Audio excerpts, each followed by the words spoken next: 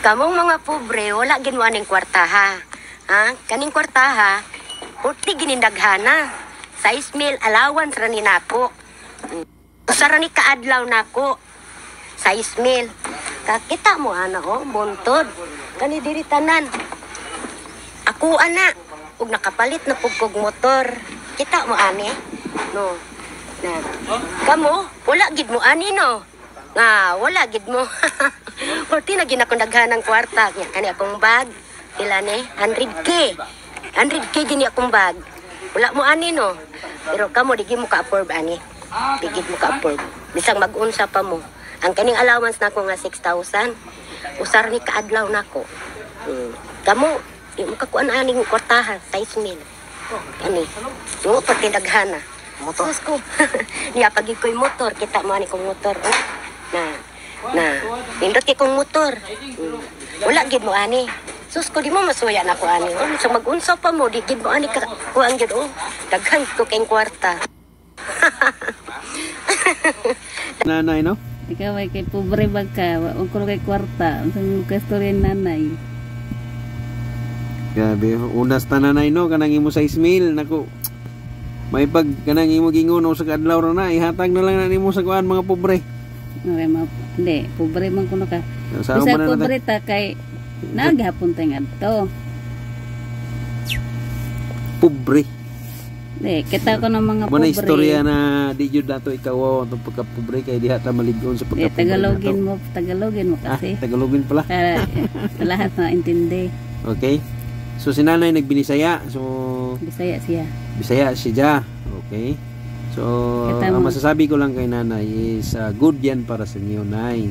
Meron kang ganyan, may 6,000 ka, sabi mo nga allowance lang, pero hindi naman dapat ipaglantaran na marami kang pera.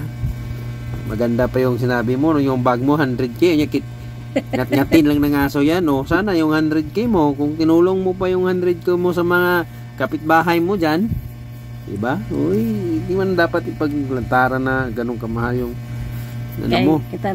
Tayo daw walang pera. Kami mga mahirap, pag ganun talaga, kahit wala kaming pera, at least nagsisikap kami na may makain sa araw-araw. Hindi naman pinagmamayabang namin yan na nakakain sa isang araw ng 3 beses o mahigit.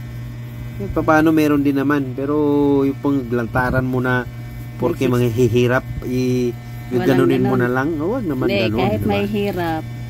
Kahit mahirap, may ganun naman.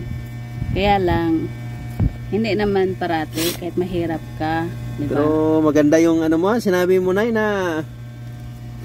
grabing kayutaan mo sa likod.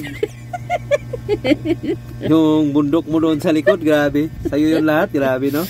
Buti, nagunahan ni mo tutanan. Tapos yung ano, yung siguro dako sa laki ng lupa mo, kaya isa na lang natira sa ipin mo. Di lang ba? O, di ba? Okay. So, makita mo siguro ang lawak ng lupa mo doon sa likod. Gabundok-bundok. So, good yan para sa'yo. Dami mong tataniman. Siguro sa dami ng tinanim mo, kaya isang ipin na lang natira sa'yo, di ba?